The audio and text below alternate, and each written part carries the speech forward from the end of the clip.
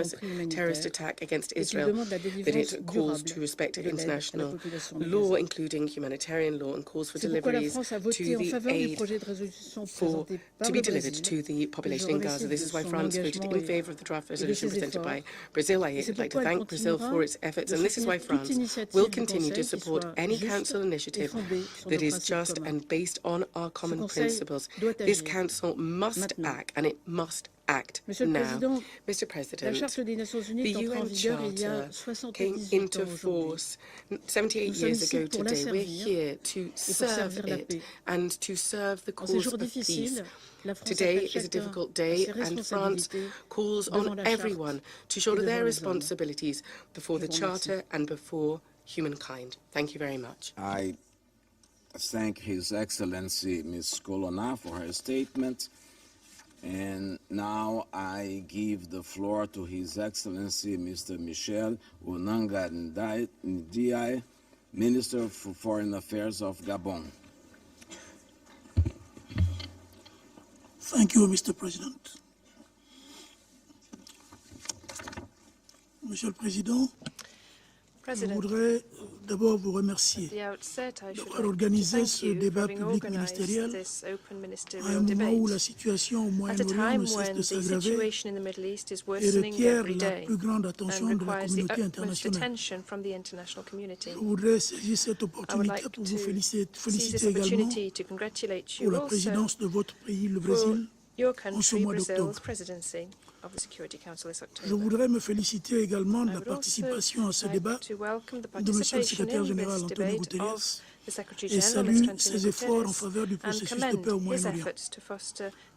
J'ai suivi avec une grande attention les exposés édifiants du coordonnateur spécial, M. Thor Wedesland, et de la coordonnatrice spéciale adjointe pour le processus de paix au Moyen-Orient, en charge également de la coordination des affaires humanitaires pour le territoire palestinien occupé, Mme Lynn Hastings.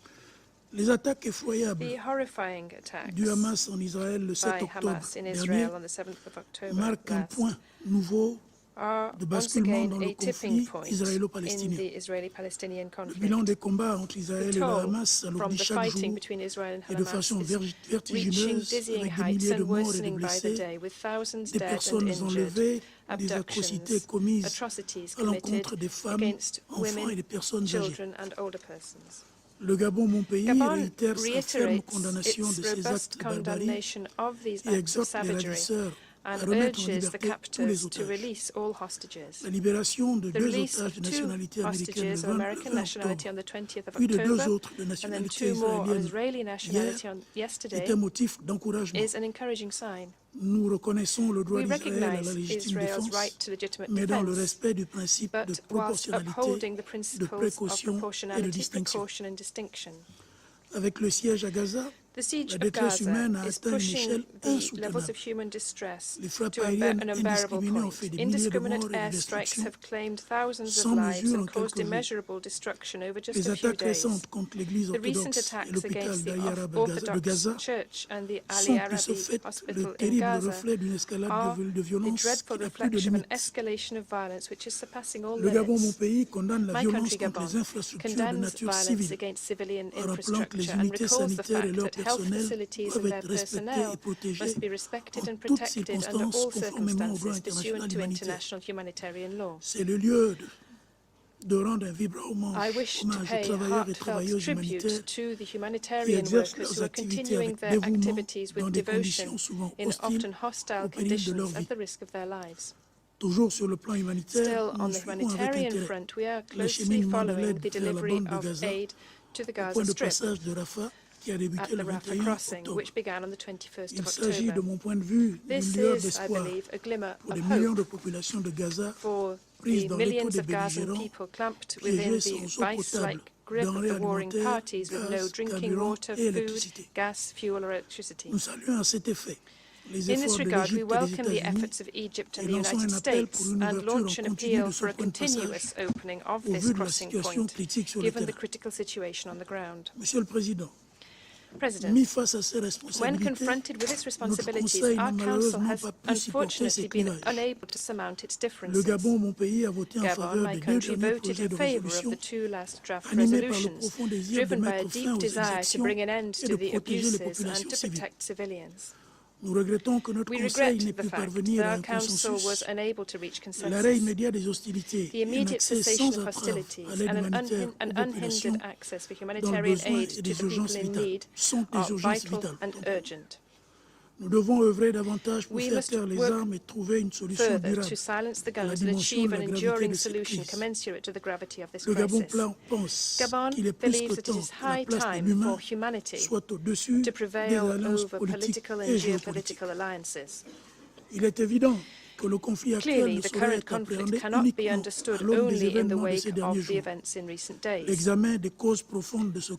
examination of the root causes of this conflict is an urgent necessity. The continued policy of expanding settlements, demolitions and evictions, particularly in the occupied West Bank, including East Jerusalem, the blockade on Gaza, religious provocation, terrorist attacks on Israeli soil, the recurrence of bellicose speech, as well as the seizing of tax revenues that Israel collects from workers from the Palestinian Authority on its behalf. All of these are major obstacles to building global, just and lasting peace. The manifest violations of international law and the resolutions of the Security Council, particularly resolutions 1860 and 2334, must urgently cease. Given all of the above, Gabon, my country, reaffirms its attachment to the two-state solution, Palestinian and Israeli states living side by side on the basis of internationally recognized borders with Jerusalem as their capital. Moreover, in the context of a peaceful coexistence of Israeli and Palestinian people, Gabon also recalls its attachment to upholding the status quo of the holy sites of Jerusalem and recognizes the crucial role of the Kingdom of Jordan as official custodian of the Muslim holy sites of Jerusalem. President, the escalation in hostilities places us in the context of a war whose impact on the region is unquestionable. We must prevent the situation from becoming mired down and the opening of other fronts in the region, particularly in West Bank or the south of Lebanon, which would make the regional environment still more volatile. Gabon notes the holding in Cairo of the Peace Summit on the 21st of October and urges regional and international protagonists with an influence on the parties to lend every support to initiatives aimed at dialogue and peace in the Middle East. Finally, President, my country reaffirms at this sacred day for the United Nations our deep conviction that only diplomacy, dialogue and negotiation, with a central role for the United Nations, are the channels to achieve a sustainable solution to this conflict, a solution which would ensure the right of the Palestinian people to self-determination and the legitimate right of Israel to security. Thank you. I thank His Excellency Mr. Onanga Ndiaye for his statement, and I now give the floor to His Excellency Mr. Igli Hassani, Minister for Europe and Foreign Affairs of Albania. Thank you, Minister Vieira, for the invitation and for organizing this high-level meeting. And thank you, Secretary General, and to the briefers for the sober description of the situation on the ground. The terrible events of October 7 represent the deadliest single attack on Israel's history. Albania stands with Israel, like with every other nation under attack, in its legitimate right to self-defense in accordance with international humanitarian law.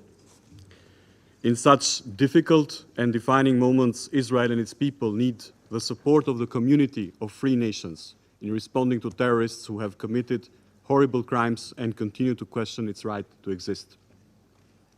We profoundly believe that there is a way to ensure the security of Israel and ensure the protection of innocent civilians. Innocent lives matter equally, be that Israeli or Palestinian. This is why every measure and every precaution must be taken not to harm those who don't deserve it, those whose lives have been put in danger by Hamas and other terrorists and extremists. Hamas, their leaders who live a comfortable life outside Gaza, and their supporters knew very well what they were doing when they unleashed the beasts to kill, burn, massacre, and kidnap everyone they could. They were hoping to trigger a massive response from Israel, knowing very well that civilians would be caught in the middle. Their hope and their win would be to make the world turn against Israel. But we must not be fooled. There is only one party that is rejoicing with what is happening. It is the country known to sponsor of terrorism in Gaza, in the West Bank, in Yemen, in Lebanon, in Syria, anywhere they can. It is the country that is known for and continues to destabilize the entire Middle East. Mr. President, Albania condemns any justification and glorification of the terrorist attacks. It is crystal clear that the aim of Hamas is not to protect the Palestinians. Their actions do not represent them. Therefore, it is high time for all Palestinians to realize that their fight to self-determination, their dream for statehood, their aspirations for a better life in security and dignity will never be realized with Hamas and the likes. They must be the first to turn against acts of horror, against the unacceptable and the unjustifiable. Hamas is denying them their present. It is stealing their future. Mr. President, developments in the Middle East have always resonated around the world. They unleash strong passions and emotions. We are worried by a frightening increase of the level of anti-Semitism, fueled by hatred, by misinformation and disinformation, propelled to very dangerous levels, in particular through the social media. Anti-Semitism has never disappeared, but what we see nowadays is simply unacceptable. We should not stay indifferent in face of calls and behaviors that come from the Nazi playbooks. We must not let the fabric of our societies be torn apart by misconceptions, by hate speech, by discrimination, and by reviving despicable behaviors that have produced one of the darkest moments in human history. We have said it never again, but we must keep it, be vigilant, react, fight for it against all those who fume the flames of division and discrimination. Dear members of the Security Council, as we heard, the humanitarian situation in Gaza is dramatic. We condemn the attack on the Al-Ahli hospital last Tuesday and call for full investigation of those responsible for such act. We welcome the arrangements made so far for the humanitarian convoys into Gaza with water, food and medical supplies. Although much more is needed to meet the needs, efforts must continue and diplomacy must always prevail. We commend the efforts of Egypt, the United States, Israel, and the Secretary General in this respect. The humanitarian aid for civilians should flow unhindered to all those in need, and the provision of fuel and restoration of electricity must be ensured. The normal and unhindered flow of humanitarian assistance must be guaranteed by humanitarian pauses.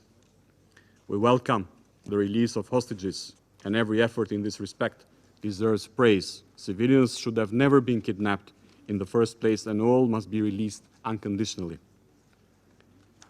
Last, but by no means least, everything must be done to avoid the spillover of the conflict which would destabilize the entire Middle East.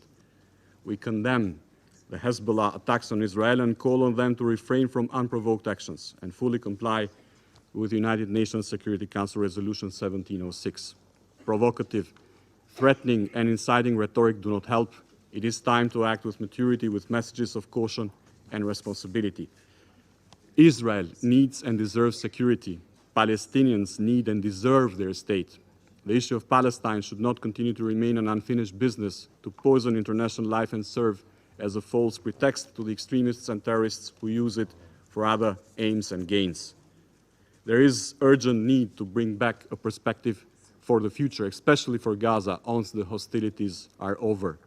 Albania reiterates its support for two states, for two peoples, democratic and viable Palestine and a secure Israel, living side by side in a peace and security and in full recognition, with their people enjoying equal rights and equal dignity.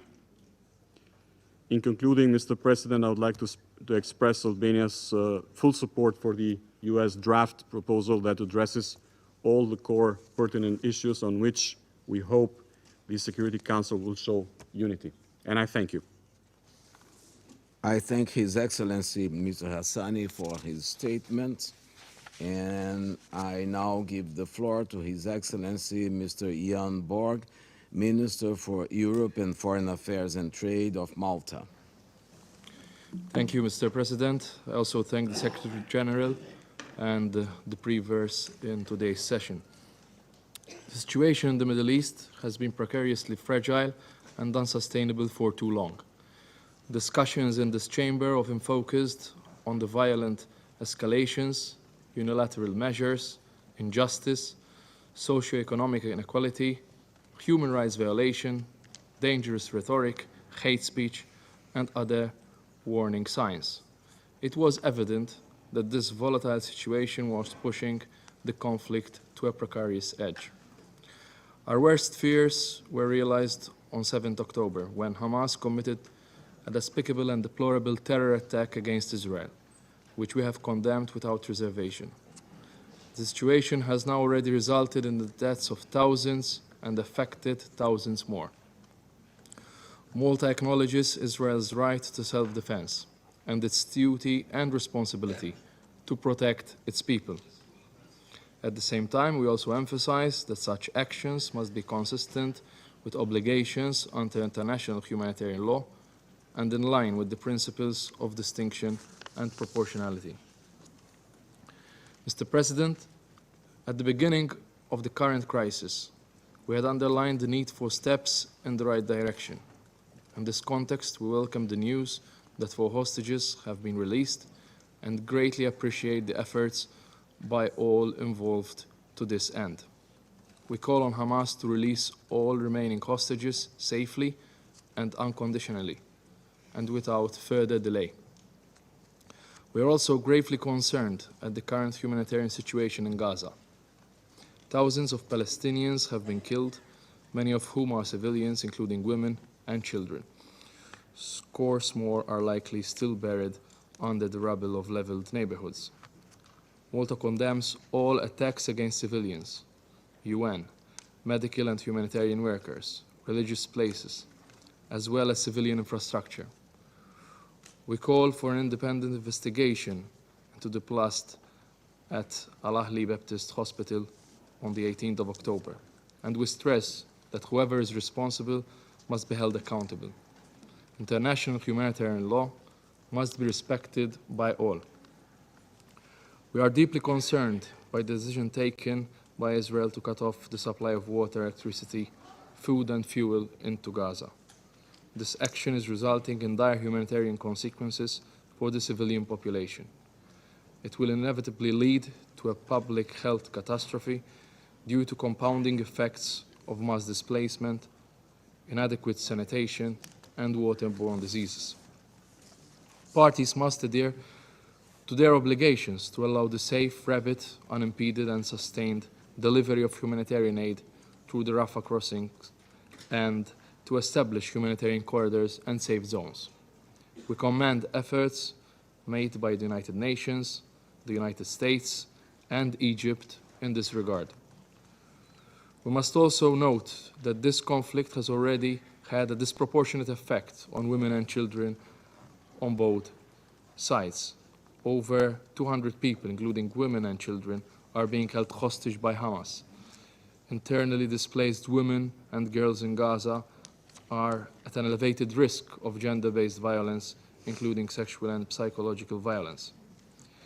It is in view of these extraordinary levels of suffering that Malta strongly reiterates its call for the establishment of an immediate humanitarian pause. Mr. President, the legitimate aspirations of the Palestinian people should not be confused with the terroristic group of Hamas. It is crucial that this to avoid further inflammatory polarization and potentials of regional escalation. Neither can we lose sight of the West Bank. Since the 7th of October, killing, violence and forced displacement of Palestinians has seen a sharp increase, including through settler violence and hundreds of arrests. We call on parties to de-escalate and exercise the utmost restraint. Avoiding further conflict fronts, particularly on the Israeli-Lebanese border and in the West Bank, is crucial for regional peace.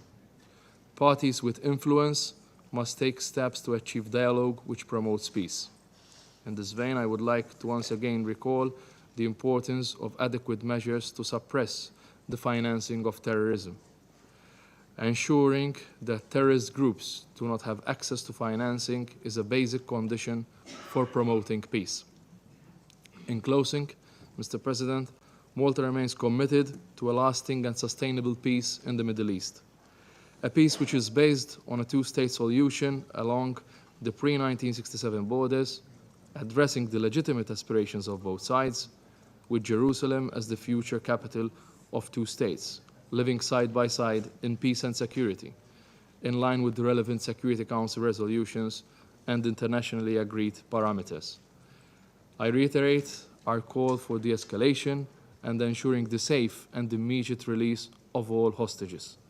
Ultimately, the only viable path towards peace remains clear: a just and comprehensive resolution of the conflict where violent acts have no place.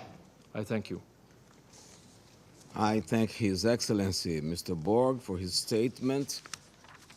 I now give the floor to Her Excellency, Ms. Maya Tisafi, State Secretary of Switzerland. Monsieur le Président, Excellences, President, je tiens à vous remercier pour l'organisation de ce débat ouvert sur la situation au Moyen-Orient. Je remercie aussi le secrétaire général, le coordinateur spécial Turkmenistan et de son adjointe, Mme Lynn Hastings, pour leur intervention importante. La présence de nombreux ministres des Affaires étrangères et d'autres hauts représentants d'États membres témoigne de la gravité du moment.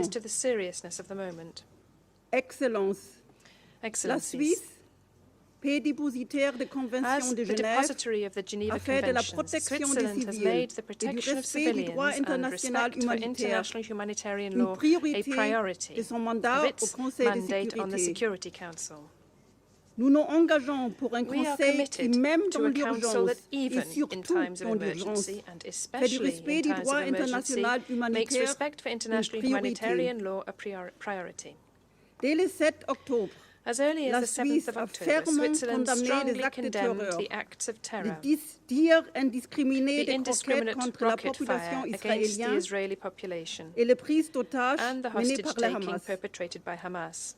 Tous les otages retenus à Gaza doivent être traités humainement et libérés de manière immédiate et inconditionnelle. Nous avons, dès le début de cette crise, également reconnu la volonté légitime de défense et de sécurité nationale d'Israël, le droit international légitime de défendre et de sécurité nationale d'Israël. Le droit international humanitaire prend en compte la sécurité légitime et la nécessité militaire. Nous rappelons aux parties le caractère obligatoire de toutes ces règles, sans exception, en particulier les principes de distinction, de proportionnalité et de précaution dans le conduite de hostilités. Avant même le 7 octobre, nous évoquions au sein de ce Conseil le nombre de morts qui atteignait déjà des records effrayants. Nous déplorons aujourd'hui les victimes des actes de terreur de Hamas, ainsi que la mort de milliers de civils, dont des milliers d'enfants en Israël et dans tous les territoires palestiniens occupés, y compris Jérusalem-Est. Nous présentons nos plus sincères condoléances à leurs proches. La semaine dernière, de nombreuses personnes ont été tuées ou blessées lorsque l'hôpital Al-Ali à Gaza a été touché. La Suisse est jointe au secrétaire général dans une condamnation sans équivoque. Elle a demandé qu'une enquête soit menée afin que les faits soient éclaircis. Monsieur le Président, il faut impérativement protéger les civils et les personnes qui ne participent plus aux hostilités. Il faut les protéger des actes de terreur en Israël. Il faut les protéger à Gaza et en Cisjordanie, où l'augmentation des violences, notamment par les colons, est inquiétante. Nous soulignons également la nécessité de mener des enquêtes sur toutes les violations du droit international afin que leurs auteurs puissent être traduits en justice. 2 semaines après le début des hostilités, la Suisse humanitaire à Gaza, la situation humanitaire à Gaza est catastrophique. Les Gazaouis, y compris les millions et demi de déplacés, ont besoin d'une assistance et d'une protection urgente. Il se trouve aujourd'hui They are complètement now assiégé, completely besieged, privé d'eau, deprived of water, d'électricité et de electricity, services and essentiels. essential services. Les capacités d'accueil des infrastructures de UNRWA et des of hôpitaux UNRWA sont infrastructures and complètement hospitals dépassées. has been completely exceeded. Pour faire face à cette urgence, In response to je this suis heureuse emergency, I am d'annoncer pleased que to la announce Suisse a décidé that Switzerland de has mobiliser decided to rapidement des rapidly fonds mobilize supplémentaires additional pour les funds CICR et for the OCHA. ICRC and OCHA. Il est important que le volume It is adéquat important d'aide that continue adequate d'entrer volumes dans of Gaza aid et enter qu'un Gaza, accès and rapide, that rapid, entier, full, sûr et sans safe entravers and soit unhindered autorisé access et is allowed and facilité facilitated conformément au droit in international accordance with humanitaire. international humanitarian law. Des pauses humanitaires sont Humanitarian également pauses are nécessaires. also necessary. Monsieur le Président, President, nous devons exercer we notre must influence exert sur les our influence parties on the d'empêcher une parties to escalade prevent encore an plus even grave, more serious voire escalation une or régionalisation even du a conflit. regionalization of the conflict. Cela passe également This par un also appel au means respect du calling droit for respect for international international humanitaire qui humanitarian est law, indispensable which pour is freiner essential la spirale if the de spiral of violence. violence is to be halted. L'action humanitaire et la gestion de la Humanitarian crise sont action and essentielles, crisis management are mais nous ne essential. devons pas prendre de But vue we must not lose sight que of le the seul fact socle sur lequel that the la only paix et la foundation stabilité upon which peuvent peace and stability reposer can rest est la solution à is deux the États. two-state solution. Deux États Two démocratiques, democratic states, Israël et la Israel and Palestine, Palestine, qui vivent côté living à side by côté, side, en paix, in peace, à l'intérieur de frontières within sûres et secure reconnues, and recognized comme borders, ce Conseil l'a envisagé. as envisaged Je by vous this remercie. Council. Thank you. I thank Her Excellency Ms. Safi for her statement. I now give the floor to His Excellency Mr. Tom Tugendhat, Minister of State for Security of the United Kingdom. Thank you, President, for convening this ministerial and this council. And thank you to the Secretary-General, the Deputy Special Coordinator, and the Special Envoy for their briefings. I welcome the Israeli and Palestinian foreign ministers to the Chamber. The past 17 days have shocked all of us around this table who value the dignity of human life. It is a reminder of the solemn responsibility we carry to uphold peace and security across the world. Israel is a nation in mourning. It is also a nation still under attack. The violence did not end on the 7th of October. Terrorist rockets are still raining down on civilian towns and cities in Israel. Around 200 of her citizens are still being held hostage in Gaza. Some of those are fellow British citizens. Some of those families were in this room only a few moments ago.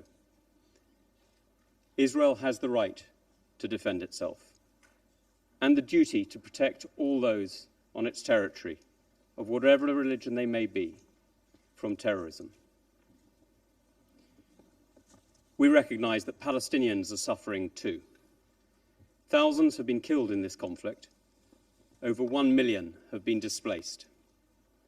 We know that Hamas are using innocent Palestinian children, civilians, and others as human shields. They have embedded themselves in civilian communities. Hamas care more for the opinions of their paymasters in Tehran than they do for the opinion of their fellow citizens. We know they fire rockets that often fall short, killing and injuring innocent Palestinians. Those people are victims of Hamas too. It is a terrorist organization that is not just a threat to Israel and Palestinians, but to many others in the region. President, the United Kingdom stands resolutely with Israel in defending itself against terror.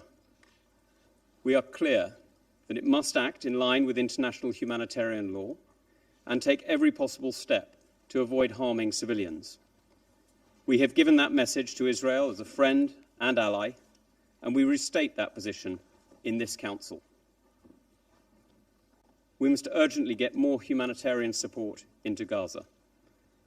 Sustained and unimpeded humanitarian access must be allowed so civilians can receive life-saving support as quickly and as effectively as possible.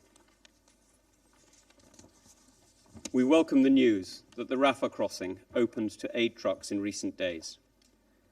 This was an important first step and testament to the power of diplomacy. However, it is not enough. As the Secretary-General has said, humanitarian access needs to be sustainable and at a scale. A constant stream of aid, water, fuel, medicine and food is desperately needed. The UK is doing its part and has committed $37 million of extra support to help civilians in Gaza. President, we must prevent this conflict, sparking conflict beyond Gaza and engulfing the wider region in war. The attacks by Hezbollah terrorists on Israel's northern border, raising tensions in the West Bank, and missiles and drones launched from Yemen, all warn of the conflagration that is possible. It is in the interest of Israeli and Palestinian civilians and all states in the region that this conflict does not spread further. That is why my Prime Minister and Foreign Secretary have been in the region, engaging closely with our friends and partners to avoid escalation. Now is the time for dogged diplomacy that recognises the hard realities and delivers help now. Lastly, President, the UK's long-standing position on the Middle East peace process remains clear. We support a negotiated settlement leading to a safe and secure Israel living alongside a viable and sovereign Palestinian state. The events of the past week show with total clarity the need to achieve these goals. Hope and humanity must win out. Thank you. I thank His Excellency Mr. Tungehat for his statement.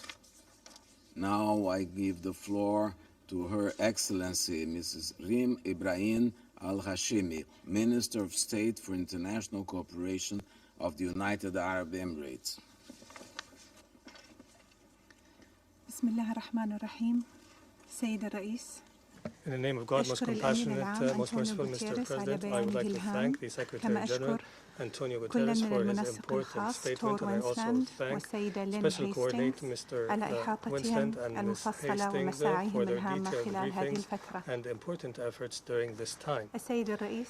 Mr. President, our region is witnessing one of the most difficult crises in its modern history. In light of these critical developments, أود أن أسلط الضوء على عدد من النقاط الأساسية التي يجب أن تشكل أبرز الأولويات في الوقت الراهن.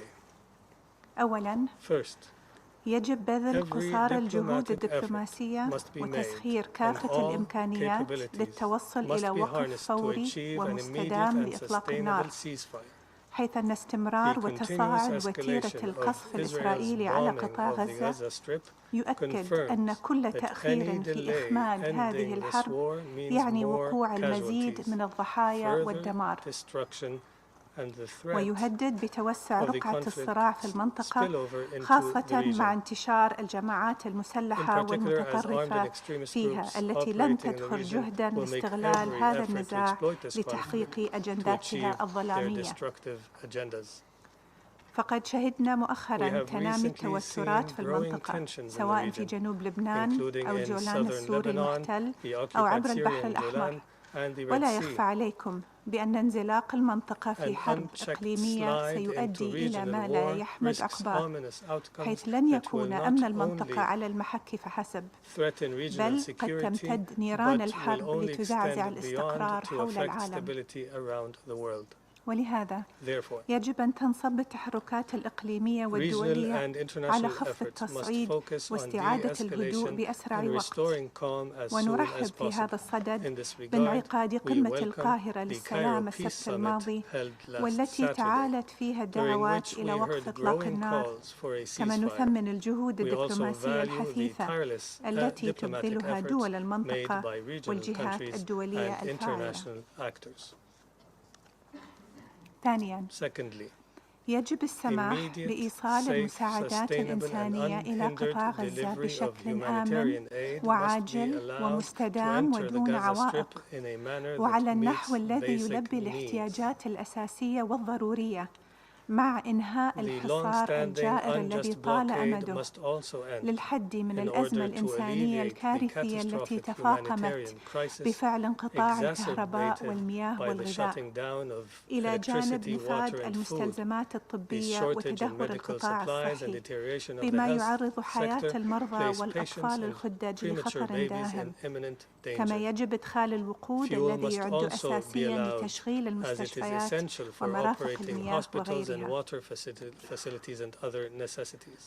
ومع تقديرنا للجهود الدؤوبة التي تبذلها جمهورية مصر العربية والأمم المتحدة لدعم إيصال المساعدات عبر معبر رفح، والتي تكللت بإدخال عدة شحنات من المساعدات الدولية إلى غزة خلال الأيام الأربعة الماضية، إلا أننا نشدد على ضرورة مواصلة العمل على إيصال المزيد من المساعدات إلى القطاع، خاصة وأن إجمالي عدد الشاحنات التي عبرت إلى القطاع في الأيام الماضية ضئيل جدا، ولا يلبي الحجم الهائل للاحتياجات على الأرض، حيث يشكل نسبته 4% فقط من مجمل السلع التي كانت تدخل قبل اندلاع هذه الأزمة. ثالثاً، وكما ذكر الأمين العام، فإن للحروب قوانيناً تحكمها، وفي مقدمتها حماية المدنيين. لقد قتل حتى الآن أكثر من 5,000 فلسطيني، منهم 2,000 طفل، فيما نزح أكثر من 60% من سكان القطاع بحثاً عن مأوى في مكان يخلو من أي ملاذ آمن، فضلاً عن تدمير 43% من الوحدات السكنية في غزة حسب ما أوردت الأمم المتحدة. وكما أكدنا منذ بداية هذه الأزمة، فإن إسرائيل مطالبة بعدم استهداف المدنيين والأعيان المدنية، ومنها المستشفيات والمدارس ومرافق الأمم المتحدة. كما ندين مقتل عدد كبير من الصحفيين والعاملين في المجال الإنساني والطواقم الطبية، ونشدد على ضرورة حمايتهم بما يتماشى مع القانون الدولي الإنساني.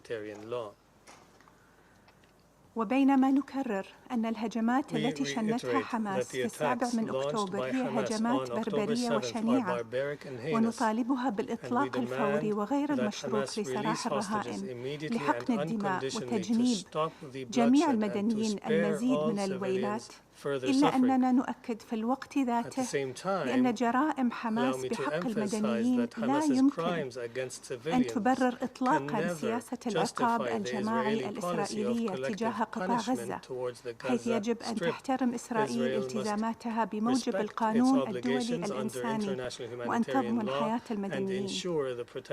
ونكرر مجدداً رفضنا القاطع لأوامر إسرائيل بإخلاء أكثر من 1,000,000 شخص من شمال غزة إلى جنوبها، ونطالب بإلغائها، ونحذر من أي محاولات لتهجير الشعب الفلسطيني من أرضه بشكل قسري، والذي يهدد بنكبة جديدة. سيد الرئيس، بينما نواصل العمل على وقف هذه الحرب، يجب أن لا ننظر إليها بمعزل عن الوضع القائم في الأرض الفلسطينية المحتلة منذ قرابة 6 عقود، والتصعيدات الخطيرة التي شهدناها في الآونة الأخيرة. فقطاع غزة حبيس حصار فرض عليه منذ حوالي 17 عاماً، ويرزح تحت وطأة الجوع والفقر والبطالة.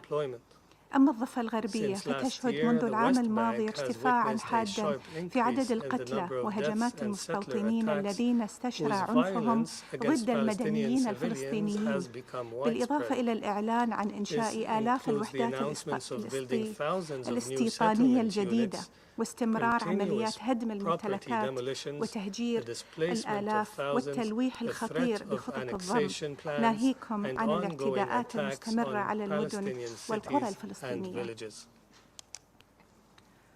كما شهدت القدس هذا العام تحديداً تزايد الاقتحامات للمسجد الأقصى المبارك من قبل المتطرفين وأعضاء في الحكومة الإسرائيلية وبحماية من القوات الأمنية الإسرائيلية. إن خلق بيئة يسودها السلام والاستقرار يعتمد بالدرجة الأولى على وقف جميع الممارسات غير الشرعية واتخاذ تدابير لبناء الثقة بين الأطراف واستثناء عملية مفاوضات جدية وذات مصداقية، إلى جانب الحفاظ على الوضع القانوني والتاريخي القائم في القدس ومقدساتها واحترام دور المملكة الأردنية الهاشمية في رعاية المقدسات والأوقاف في المدينة. وختاماً سيد الرئيس، فقد أثبتت الأحداث الأخيرة الحاجة الماسة لتجاوز النهج العقيمة في إدارة هذا النزاع. قبل أكثر من 50 عاماً حين اندلعت حرب عام 1967 تأخر هذا المجلس في اعتماد قرار لوقف الحرب، والذي ساهم في انطلاق أطول احتلال عسكري مستمر إلى يومنا هذا. فهل نترك شعوب المنطقة تعيش في سلسلة من الحروب والعنف والكره المتراكم من جيل إلى آخر؟ حرصا منا على تفادي ذلك، تؤكد دولة الإمارات العربية المتحدة على ضرورة اعتماد قرار يدعو إلى وقف إطلاق نار إنساني على نحو فوري ومستدام، ومن ثم العمل جدياً على التوصل إلى حل عادل ودائم وشامل لهذا النزاع بما يتيح لكلا الشعبين العيش في سلام وأمن دائمين. كما تواصل دولة الإمارات الدعوة إلى جعل الحوار والتعايش السلمي والتعاون مساراً لإحلال الاستقرار في المنطقة، واليوم نطلب منكم دعم هذه الرؤية لتحقيق تطلعات شعوب المنطقة في التقدم والازدهار. إن الإنسانية اليوم تواجه اختباراً مفصلياً، وعلينا كقيادات مسؤولة وواعية خاصة في هذا المجلس أن ننجح في هذا الاختبار من خلال الدفع بخيار السلام وإحياء حل الدولتين الذي تبرز الحاجة لتحقيقه اليوم أكثر من أي وقت مضى، وتلبية تطلعات الشعب الفلسطيني المشروعة، والذي يستوجب التصدي للأزمة ومعالجتها عوضاً عن الاكتفاء بإدارتها. فمن غير المنطقي تكرار نفس النهج تجاه هذا النزاع وتوقع نتائج مختلفة. وشكراً سيد الرئيس. I thank Her Excellency Mrs. Al-Hashimi for her statement, and now I give the floor to the permanent representative of the Russian Federation. Mr. President, distinguished Minister Pereira, we'd like to thank the Secretary General and also the Special Coordinator for the Middle East Peace Process, Tor Venisland, and also Lynn Hastings for their substantive briefings on the situation in the Middle East region. We believe it's important to point out that at this very difficult time, the Secretary General went to the region in order personally to be involved in efforts to bring settlement and to be involved in the humanitarian response to what is happening. Unfortunately, today's debates are taking place not only on UN Day, but with a background of an unprecedented outbreak of violence in the area of the Palestinian-Israeli conflict that has caused a catastrophic growth in the number of casualties amongst civilians from both sides. As a result of the 7th of October hostilities, according to most recent data, About 1,000 Israelis and Palestinians have died, or thousands rather. 18,000 people have been injured. There are 19 Russians among the victims. I'm not going to repeat the statistics. We have heard the most up-to-date data from Torvenesland, which bears witness to the fact that the scale of the humanitarian disaster in the Gaza Strip has exceeded all possible, all of our worst imaginations. Colleagues, the violence and murders that civilian Israelis experienced on the 7th of October has no justification. We would like to convey our most sincere condolences to the families of the victims. It was unacceptable to take hostages. They absolutely must be released. However, unfortunately, this is not an isolated episode. This terrible act and the tragic events that followed in the region are the result of the years-long destructive position taken by Washington to sabotage solutions to the most fundamental issues affecting this protracted conflict, and their desire to replace goodwill participation in the Middle East peace process with putting forward palliative measures that are economic in nature. These, as we've seen with our own eyes, do not meet the challenges of establishing peace and stability in the Middle East region. This has already also had an impact on the violations in Israel, or in Jerusalem rather, of Security Council resolutions and the unilateral steps that have been taken, including settlement encroachment and the upset of the Israeli holy site, or Jerusalem holy site status rather. This crisis once again seen that without a fair settlement of the Palestinian-Israeli conflict in line with the UN security resolutions. Wait. Haven't said yet. Let's just have a look at what we have said on the Middle East settlement. We, along with many others, for several years now have warned that the situation is on the brink of explosion, and the explosion occurred. This crisis has once again shown that without fair settlement of the Palestinian-Israeli conflict, in line with Security Council and General Assembly resolutions, based on approved international decisions on the two-state solution, regional stabilization will be out of reach. Russia's position was and will remain fundamental and consistent. There's a need to establish a sustainable negotiation process at UN-approved platforms. Following this, there must be the establishment of a sovereign Palestinian state within the 1967 borders, with East Jerusalem as its capital, coexisting in peace and security with Israel. The Council absolutely has to take this into consideration in the future, otherwise similar incidents will not be able to be avoided. However, we are all facing a more urgent challenge to stop the violence and ensure the supply of humanitarian assistance to civilians in Gaza that are encountering arbitrary strikes from Israel and egregious violations of IHL. To these aims, on the 16th of October, we initiated a draft resolution of the UN Security Council with calls to implement urgent measures to stop the violence and to swiftly release the hostages to prevent a humanitarian disaster in Gaza and to ensure there's no spillover into the region. There were 30 countries about that who co-sponsored the Russian initiative, including 17 states from the Arab world. Unfortunately, because of the negative vote of Washington on the Russian and then the Brazilian draft resolution, the Council once again was not able to carry out its main charter purpose, namely to maintain international peace and security. The result was clear: ongoing escalation, accompanied by a growth in the number of victims amongst civilians and the destruction of civilian infrastructure. After our draft failed to be adopted, there was this terrible strike on the Al-Ali hospital in Gaza. Mr. President, during the Council's work on the draft resolutions on Gaza, it became clear that there was a common denominator that could become the basis for such an important collective position of the UN Security Council on what is happening regarding the Gaza Strip. This is a number of humanitarian requirements for the parties to the conflict, and the UN humanitarian agencies would be involved as as would other humanitarian workers on the ground. We're convinced that the key point here is the need for a swift ceasefire.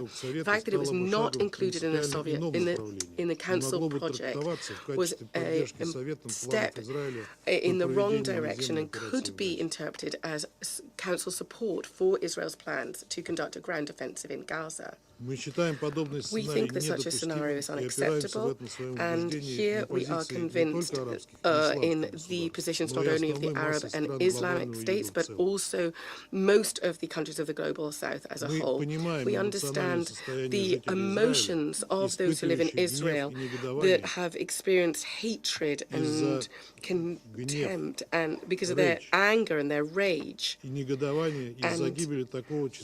because of the shock and horror at the death in such a large number of civilians.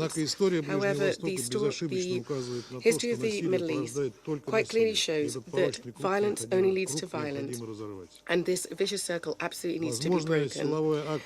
Any possible actions, army actions by Israel in Gaza, using the methods that we've already seen, including the gross violations of IHL and the mass deaths of civilians, is just likely to provoke a larger scale conflict that might affect the whole region and even beyond. And we do, it seems that we do very much hope that absolutely no members of the Security Council want this. However, the most recent steps of our American colleagues seem to bring that into doubt. There was the humanitarian draft resolution by Brazil that did not get the necessary report, and the US delegation is now trying to put forward a new draft with politicized, inappropriate and very dubious provisions so that the US allies in the Council would find it easier to vote for the American text. The sponsors have plumped it full of a whole number of humanitarian measures that Israel could do during its ground operation. They have sought to ensure that nothing in the draft would prevent Western Jerusalem from carrying it out. We are firmly convinced, colleagues, that the main sign that the whole world is expecting from the Security Council is a call for a swift and unconditional ceasefire on the opposing parties. This is precisely what is not in the American draft. Therefore, we don't see any point in it, and we cannot support it. We trust that the majority of our colleagues in the Security Council will also follow suit like us. For the UN Security Council to be able to carry out its main purpose, we have prepared an alternative draft resolution which is compiled based on the humanitarian language with important elements from the American, Brazilian and the first Russian draft. Frankly speaking, we see no point in the Security Council not being able to give it a green light, only indeed if there is a ceasefire and a cessation of this new spiral of violence. And this doesn't seem to be in the plans. We would ask the Brazilian presidency to put our draft to the vote straight after the US draft. Of course, if the American colleagues don't prefer withdrawing their text, and we are opening it up for co-sponsorship by UN members. We very much trust in your support that would enable the UN Security Council to send the necessary sign and to prevent a further escalation of the conflict. Thank you very much. I thank the permanent representative of the Russian Federation, and now I give the floor to the permanent representative of Ecuador. Gracias, señor presidente.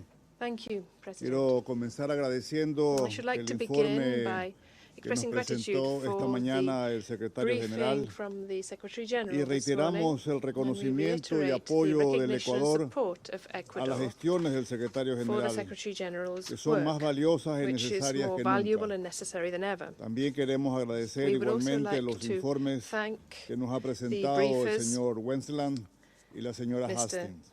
Dr. Wennesland and Ms. Este debate Hastings. abierto, señor presidente, es This una open ocasión debate, propicia President, is para que este an Consejo ideal escuche opportunity los for this criterios Council to hear de the los views miembros de las of the members of the Naciones Unidas. United Nations. Y no puede ser más oportuno, And it could not come dados at a los more timely acontecimientos moment, que todos conocemos. given the recent Por esta events of which we razón, are all señor so well presidente, aware. voy a ser breve. For that reason, President, Hace I 6 will be días, brief. en 6 este days mismo ago, salón, in this same chamber, expresé mi I posición sobre la expressed my gravísima position escalada on de the violencia extremely en Oriente serious Medio escalation of violence in the e hice Middle un East. llamado a todos los And I actores issued a call a mostrar to all contención, protagonists to exhibit evitar exacerbar restraint, las to tensiones avoid stoking y tensions, prevenir una and to expansión de la prevent a violencia a spillover otras of the zonas. violence to other zones. Igualmente, señor presidente, junto a la Moreover, condena President, as de well los as actos condemning the terroristas de terrorist Hamas attacks, y al terrorist reconocimiento acts del of derecho de Hamas, Israel de and defender a su recognizing población, Israel's right to defend its recordé people, que al I recalled ejercerla, that la whilst legítima exercising the defensa right se to debe legitimate respetar en todo defense, momento the los principles principios of del derecho international internacional humanitarian humanitario law must be upheld y at me all sumé a los times. pedidos de And permitir I el acceso echoed the humanitario calls to allow rápido for y sin rapid, impedimentos de los unhindered suministros que la humanitarian población de access Gaza of the necesita supplies that the people para of Gaza sobrevivir. need to survive. En la misma línea, hemos Likewise, we condenado y lo condemned volvemos a the hacer hoy use, and we el uso de repeat this civiles condemnation como today of the escudos use of humanos. civilians as Señor human presidente, shields. valoramos los President, esfuerzos we del secretario appreciate the general efforts y of de the todos Secretary General quienes han hecho and all posible those el who have ingreso de made ayuda the delivery humanitaria. of humanitarian aid Este fin possible de semana. this weekend. Esperamos que la ayuda llegue en We la hope that cantidad this y con la aid oportunidad arrives in the necessary necesaria amounts para and aliviar in la time desesperada to situación allay the de los desperate civiles situation of en la the franja de civilians Gaza. and the Gaza Strip. Por otra parte, nos alegramos In addition, por la we liberación de welcome algunos the rehenes release of y some of the volvemos a hostages, exigir que todos and we demand once los again that rehenes all tomados por the Hamas hostages taken by sean Hamas liberados be de released forma inmediata y sin immediately and condición alguna. unconditionally. A pesar de estos avances, Despite la situación the sigue progress siendo muy made, the grave. situation continues to be extremely grave. Los pedidos hechos el The pasado appeals miércoles launched no last solo siguen Wednesday vigentes, not only remain sino que valid, cada but día are son más becoming more urgentes. urgent by the day. Las situaciones en The Cisjordania situations y in en the la West frontera Bank entre Líbano y and on the Israel border between son Lebanon de and Israel especial are preocupación. particularly disquieting. Señor presidente, President, el Consejo de this Seguridad Council, no debe this Security convertirse en una Council must arena de not become an rivalidades, arena for rivalries, sino que debe ser but rather un it espacio must para be construir la a paz. space for building peace. Y la paz en Oriente And Medio peace in the Middle es East una de las is principales one of cuestiones the que tenemos principal pendientes. pending questions that we have. Las casi 8 décadas de The almost conflicto, 8 decades of los miles conflict, y the miles de thousands and muertos, thousands of el deaths, inconmensurable the dolor y immeasurable sufrimiento de pain and generaciones suffering enteras son la of evidencia whole más clara generations de que la are the clearest violencia possible no es la evidence solución. that violence is not the solution. La historia del conflicto The history of the Israel-Palestina, conflict señor between Israel presidente, and Palestine, debe President, dejar de ser la historia de must las no longer oportunidades be a perdidas. tale of missed opportunities. Por esto, For this reason, reitero lo I que mi reiterate delegación ha what my repetido delegation en has already innumerables said on ocasiones numerous occasions en la Asamblea General, en in este the General Consejo y en Assembly, otros in foros. this Council and in other La fora. única manera de The terminar only este way to bring an conflicto end to this es a través de conflict una solución is through a pacífica, peaceful, negociada, negotiated, definitiva y definitive justa and para las just partes. solution for the Con la parties, existencia de with dos the estados, existence of two Palestina states, e Israel, Palestine and sobre la Israel, base de las fronteras on the de basis of the 1967 1967 y de borders las and resoluciones the relevantes. relevant Muchas resolutions. gracias. Thank you very much. I thank the permanent representative of Ecuador for his statement, and now I give the floor to the permanent representative of China.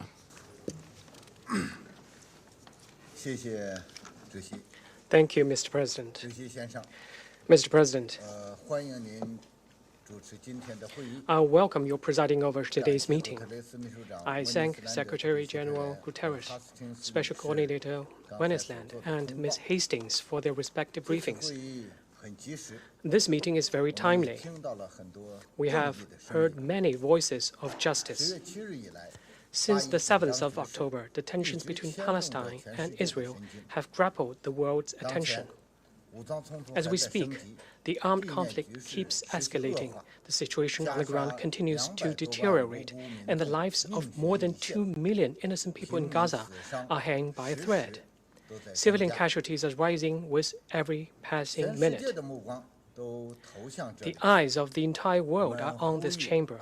We call on the Security Council to collectively take responsible and meaningful actions without delay and send an unequivocal, powerful, and united message.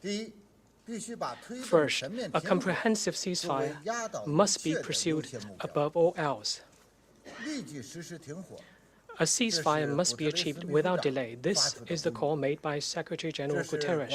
This is the appeal made by the leaders of Arab countries at the Cairo summit on the 21st of this month. This is the plea made by the WHO, WFP, and UNRWA, as well as humanitarian agencies working on the ground in Gaza, helping the local population.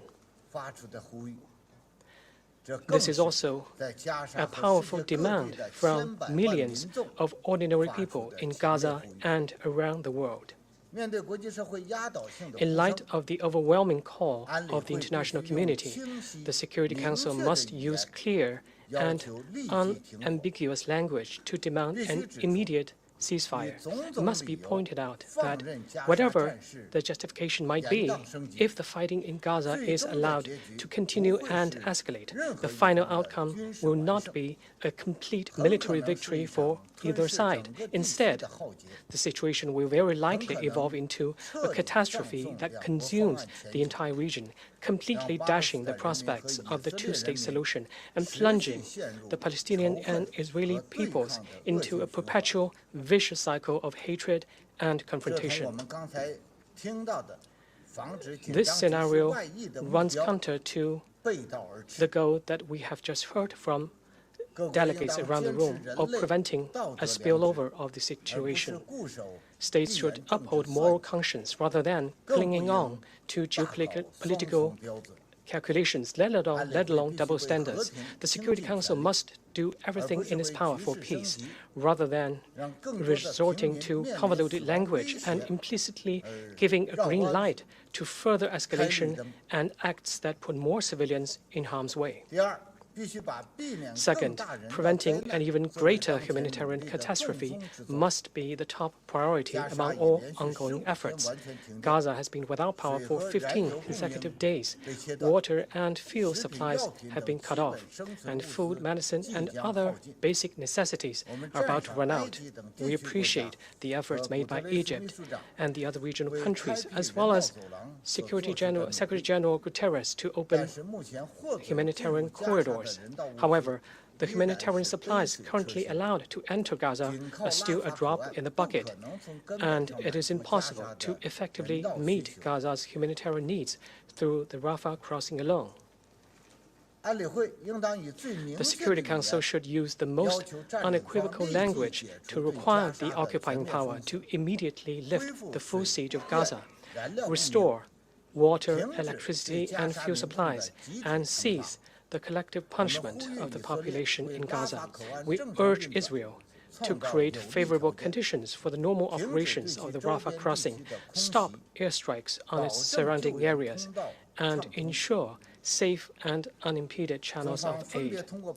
China has provided emergency humanitarian assistance through the Palestinian Authority and UN agencies, respectively, and will continue to provide in-kind assistance based on the needs of the people in Gaza. Third, it is imperative to uphold the red line of international humanitarian law regarding the protection of civilians. The fresh conflict between Palestine and Israel has resulted in appalling civilian casualties. Life and conscience seem so pale and powerless under frequent indiscriminate attacks. The Security Council must resolutely defend the rule of law at international level, unequivocally condemn all violence and attacks against civilians, and unequivocally oppose any acts in violation of international law. China calls for diplomatic efforts for the immediate release of detained hostages. At the same time, it should be pointed out that the indiscriminate attacks and use of force is unacceptable. Civilian facilities such as hospitals and schools are not and should never become targets in military operations. The safety of UN staff as well as humanitarian and medical workers must be guaranteed. We call for a thorough investigation into the attack on our Al-Aqli hospital in Gaza that caused heavy civilian casualties. We oppose the forced displacement and relocation of Gazans and urge Israel to fulfill its obligations under international humanitarian law and immediately rescind the emergency evacuation order for northern Gaza. Fourth, we must uphold fairness and justice. The root cause of the Palestinian-Israeli conflict lies in the prolonged illegal occupation of Palestinian territories, the long-running neglect of the Palestinian right to independent statehood, as well as the lack of effective protection of the Palestinian people's basic rights. The fundamental approach in addressing the Palestinian-Israeli conflict is to implement the two-state solution and to achieve peaceful coexistence between Palestine and Israel. Discussions on specific issues must not be taken out of this context, and the actions taken by the Security Council must not deviate from the right direction. Failing that, there will be no justice in the world, and decisions made by the Security Council may even be counterproductive. Mr. President, China has been working tirelessly to promote a cessation of hostilities and the restoration of peace. China has maintained close communication with all relevant parties and is committed to playing a responsible and constructive role in achieving a ceasefire, protecting civilians, and avoiding an even deadlier humanitarian disaster. China has no self-interest on the Palestinian question. Any initiative that contributes to peace will receive China's staunch support. Any endeavor that facilitates Palestinian-Israeli reconciliation will be pursued by China with all-out efforts. We will continue to stand on the side of international fairness and justice, on the side of international law, and on the side of the legitimate aspirations of the wider Arab and Islamic world. We stay committed to working with the international community and making unremitting efforts for achieving a comprehensive, just, and lasting solution to the Palestinian question at an early date. Thank you, Mr. President. I thank the permanent representative of China for his statement, and I now give the floor to the representative of Japan. I thank Secretary General Guterres, Special Coordinator to Wensland, and Deputy Special Coordinator Hastings for their briefings. The situation is changing dramatically by the hour, and timely updates to the Security Council are critical. Mr. President, Japan once again condemns the terror attacks committed by Hamas and other Palestinian militants in the strongest terms. Hostages must be released immediately. The international community should never tolerate such heinous acts. It is important for us to redouble our diplomatic efforts so that the situation calms down and does not spill over across the region. Israel has a right to defend itself and its people in accordance with international law. At the same time, all parties need to act based on international law. Equally crucial is addressing the humanitarian situation in Gaza. We must also secure the safety of civilians. We need to take all measures necessary to allow full, rapid, safe, and unhindered humanitarian access consistent with international humanitarian law to alleviate the devastating humanitarian situation where basic needs such as electricity, water, food, and sanitation are running out. Japan would also like to reaffirm the importance of ensuring the protection of medical and humanitarian personnel exclusively engaged in medical duties in accordance with the relevant Security Council resolutions, including Resolution 2286. Mr. President, the threat of spillover into the region and beyond is very real. We have already seen skirmishes between Israel and Hezbollah, missiles and drones being shot down by the U.S. Navy in the Red Sea, and bombing of Aleppo and Damascus airports. All too easily, the situation could erupt into a regional war that no one would benefit from. We must act now to prevent it. Japan supports any diplomatic activities that can lead towards de-escalation and the improvement of the humanitarian situation, including the Cairo Summit for Peace over the weekend and ongoing negotiations to free the hostages. We pay deep respect to the efforts by the United States, Egypt, and the Secretary General that led to the entry of aid trucks through the Rafah crossing into Gaza. But more is needed, and we should encourage further steps to continue to deliver life-saving assistance to the Palestinian people in Gaza without delay. The united action of the Security Council, which has primary responsibility for international peace and security, is needed, now more than ever. The silence of the Security Council is not acceptable, and we must move forward promptly.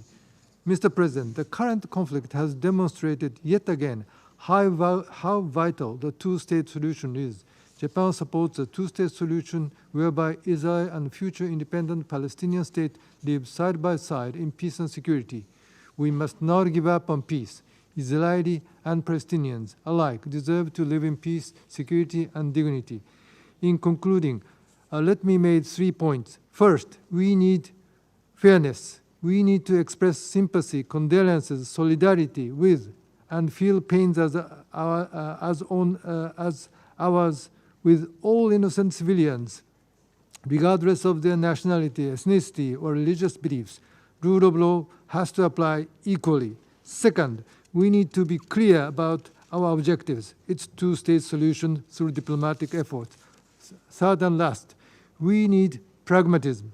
However ideal a proposal may be, it does not help if it is not very unfortunately implemented. We need to capitalize on proposals that make difference on the ground. This Council's task is to agree upon the most meaningful implementable steps we can hope for, and not to scrap proposals just because they are not ideal. It goes without saying that pragmatism should not compromise international law or international humanitarian law. What we need now is to help innocent lives, not political games. I thank you. I thank the permanent representative of Japan for his statement, and I now call the representative of Ghana. Thank you, Mr. President. Let me begin by thanking the Secretary General, Antonio Guterres, for his remarks. I'm also grateful to Special Coordinator, Mr. Tor Winnisland, and Deputy Special Coordinator for OCHA, Ms. Lynn Hastings, for their in-depth briefings. The events on the ground are indeed sobering. We take note of the measures being taken to ensure de-escalation of the hostilities and allow for diplomatic and mediation efforts to address the ongoing war as well as the dire humanitarian situation. We are meeting this afternoon or this morning on a day that is celebrated globally as UN Day, 78 years since the founding of this organization. Ordinarily, it is a day to reflect on the need for the promotion of global unity and the centrality of the UN Charter. But the ongoing hostilities and the ensuing humanitarian crisis in the Gaza Strip cast a shadow on this auspicious day. It is also regrettable that the Council has not as yet been successful at reaching consensus on a comprehensive humanitarian response since 7th October. While we welcome the opening of the Rafah crossing border between Egypt and Gaza to allow a convoy of 54 trucks containing much-needed humanitarian aid to enter Gaza, we are aware that a lot more needs to be done to meet the needs of the over 2 million people in Gaza. Mr. President, following the 7th October attacks launched by Hamas in southern Israel and the abduction of Israeli citizens and nationals of other countries, the government of Ghana condemned the actions of Hamas and called on the group to cease its attacks and release the hostages without condition. We are very much concerned by the continuing holding of the hostages, 4 of whom have been released, the reported deaths of 1,400 Israelis and 4,300 Palestinians, mostly civilians, children, and the elderly, and the destruction of about 40% of housing in Gaza since 7th October. We note that the continued hostilities, which has extended to the West Bank, Syria, and Lebanon, portends great danger for the region and for global peace and security. We are equally concerned about the destruction of public infrastructure and private properties, not only in Israel and in Gaza, but also in the West Bank, Syria, and Lebanon. According to the UN, the relentless bombardment has directly hit UNRWA facilities, such as schools, hospitals, places of worship, and shelters, and displaced about 1.1 million civilians, including around 13,000 UNRWA staff and staff of other humanitarian agencies. We mourn the loss of innocent lives and wish a speedy recovery to all those injured in the war, and hope that all the displaced people in the affected areas will find a safe place to shelter. Mr. President, while commending the personal efforts of the UN Secretary General, leaders of Egypt and the United States, their governments, and the UN Emergency Relief Coordinator and staff in negotiating the opening of the Rafah border crossing, we appeal to the government of Israel to allow the delivery of more humanitarian aid and urgently needed supplies, especially fuel, which is badly needed to power health centers and water treatment plants in Gaza. We are grateful to Egypt, Qatar, the USA, and relevant countries for the release of the 4 hostages, and the International Committee for the Red Cross for facilitating the process. We call on Hamas to release all those in their custody without any preconditions. We also call on all parties to the conflict to recognize their non-negotiable legal obligations under international humanitarian law and human rights law to protect the lives of civilians wherever they are and at all times, to refrain from attacks on civilian facilities and infrastructure. We believe that this Council has an obligation to continue consultations in order to reach consensus in an expedited manner on a resolution that addresses the immediate crisis that is ongoing in the region, including the dire humanitarian situation facing millions. Mr. President, in concluding, Ghana reaffirms her belief that the path to lasting peace and stability in the Middle East runs through the two-state solution, with Israel and Palestine living side by side within secure and recognized borders on the basis of the negotiated 1967 borders.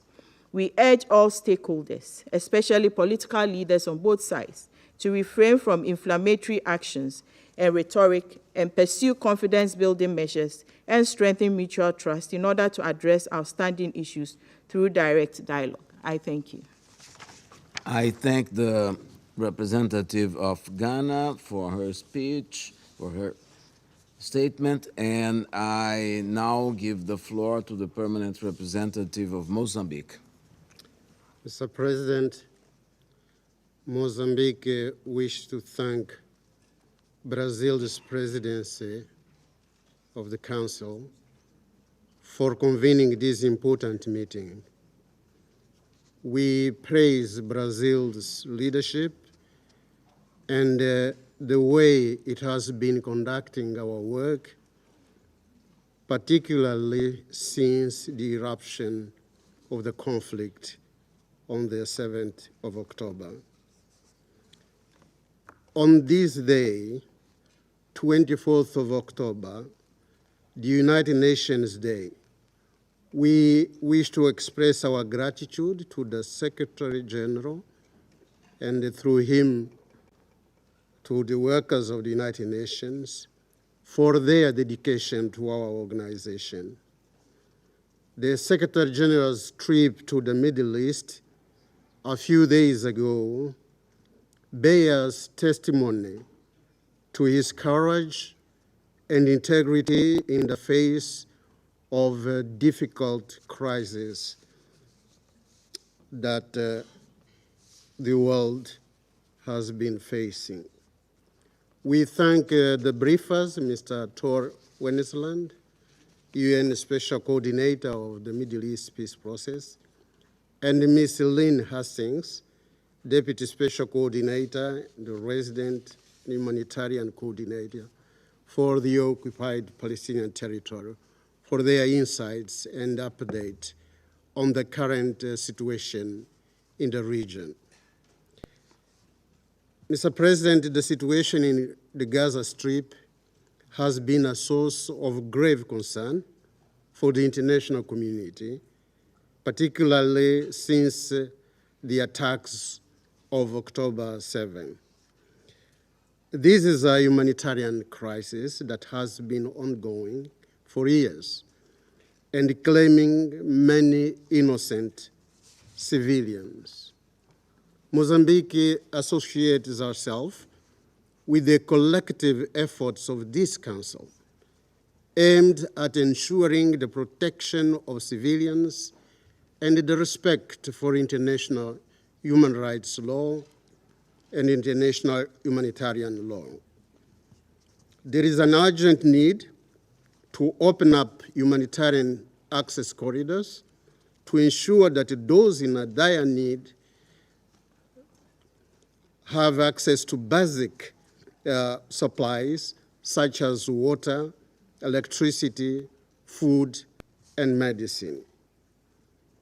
In this regard, we reiterate our call on the parties to de-escalate the tension, stop the bloodshed, halt the attacks, and stop the human suffering in the occupied territories and Gaza Strip, and allow immediately and unconditionally access of humanitarian assistance to the desperate citizens in absolute need.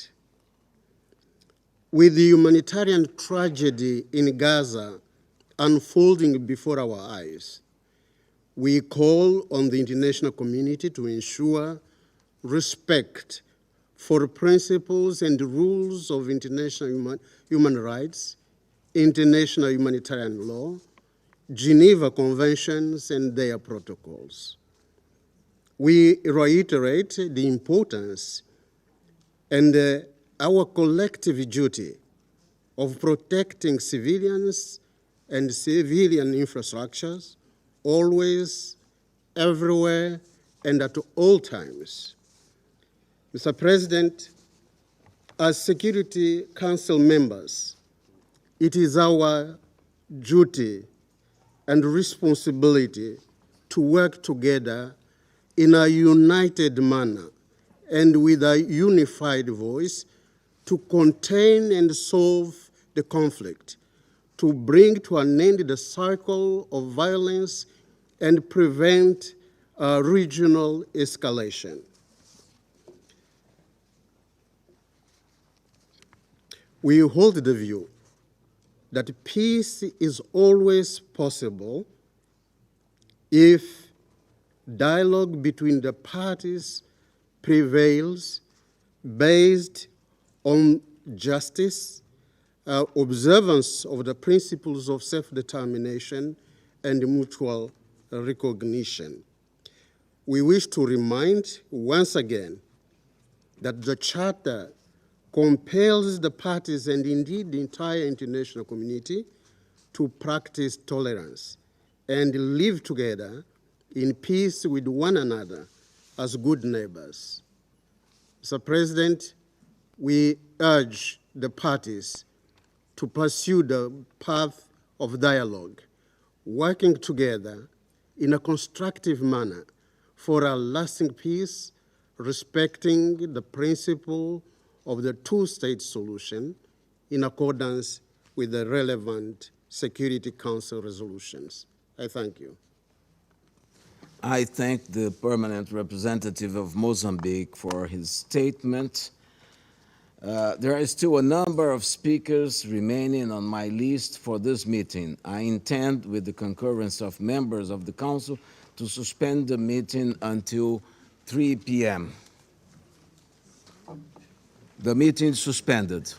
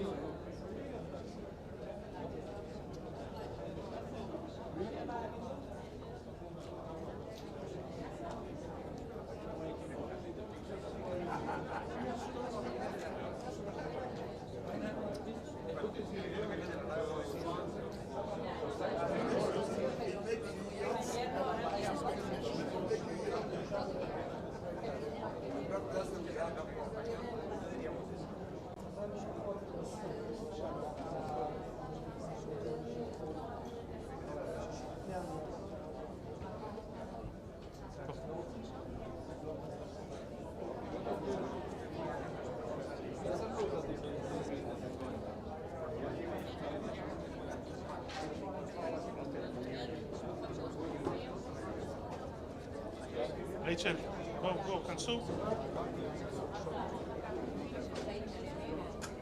נתחיל מהשר, גלעד ארדן, בואו, תקראו פשוט לכולם. יונתן.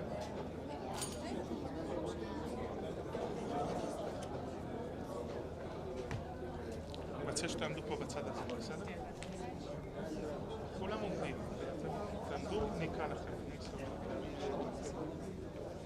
שסר, כן, רייצ'ל ראשונה,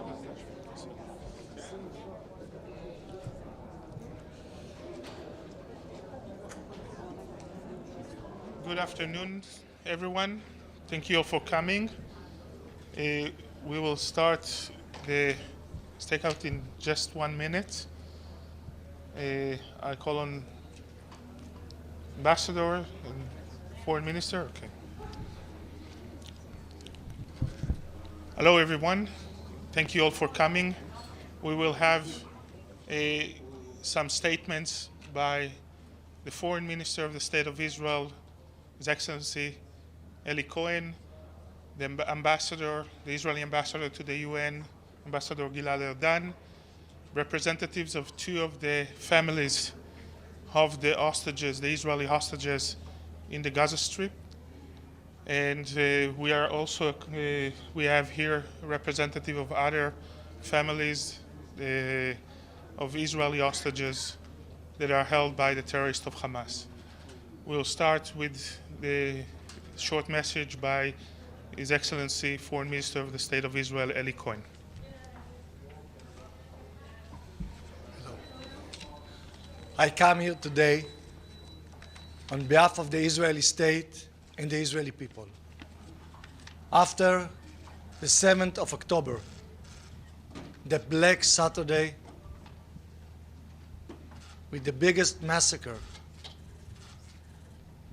in the last decades, were under the Hamas attack. More than 1,400 people murdered, babies, women, elderly people. We are also here to bring the voice of more than 220 people that kidnapped. I have behind part of their family that joined to the UN Council today.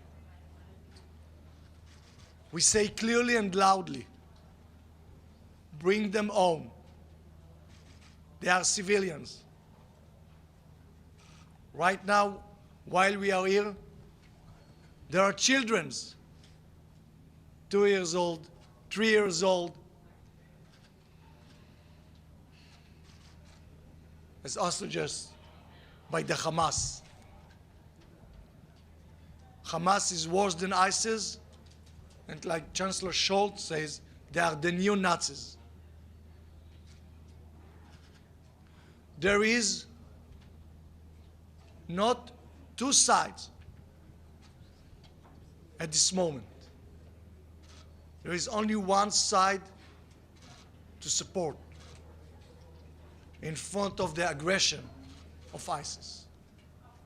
Therefore, I decided to cancel my meeting with the Secretary General later on today, since we need a clear and loud voice in regards to what happened. We're here to say never again, and I would like to thank all the countries to come to support Israel, President Biden, Chancellor Scholz, President Macron, Prime Minister Meloni, and many others that understand that we are fighting for Israel, but we're also fighting for the entire free world. Otherwise, West will be the next. But we are determined to do everything to eliminate totally the Hamas. I also ask Qatar, which is financed for more than 10 years, Hamas, which is giving a harbor to the leaders of Hamas, to work to release all the hostages. It's in your hand. You are responsible to them. Do it immediately. Thank you all. I prefer that after me, Ambassador Ardan will say a few words, but then after I think that it's more important to hear the families there. Thank you. Ambassador Ardan. Thank you, Minister Cohen. I would like to salute your decision to cancel your meeting with the Secretary General. And I agree, it is more important than all of us that you will hear the families that our loved ones are now being held hostage in Gaza. I want to remind and maybe explain why there was a need to cancel the meeting, because I've been serving here for the last 3 years. And I saw and I felt the impartiality of the Secretary General and how he gives the feelings that he doesn't care for this, how he doesn't really care. Expressing empty words is not enough. He doesn't really care for the suffering of the Israeli civilians. But this morning, when he started his speech at the Security Council by saying that Hamas attacks did not happen in a vacuum, this is really something that every decent person, it should be unfathomable for each and every one of us. Mr. Secretary General, the UN was established to prevent atrocities, to prevent such atrocities like the barbaric atrocities that Hamas committed. But the UN is failing. The UN is failing, and you, Mr. Secretary General, have lost all morality and impartiality. Because when you say those terrible words that these heinous attacks did not happen in a vacuum, you are tolerating terrorism. And by tolerating terrorism, you are justifying terrorism. Hamas, as the minister explained, beheaded babies, burned families, raped women, abducted kids, babies, Holocaust survivors. And the SG is blaming the victim? You are blaming Israel? This is a pure blood libel. This is a pure blood libel, and I think that the Secretary General must resign, because from now on, every day that he is here in this building, unless he apologizes immediately, today we called him to apologize, there's no justification to the existence of this building. This building was established to prevent atrocities. How can the Secretary General, with his words, justify in any way the terrible atrocities that happened to our civilians, innocent civilians? Thank you very much. Thank you, Foreign Minister. Thank you, Ambassador. Now I call on Rachel Pauling to talk. Rachel's son is held captive by Hamas.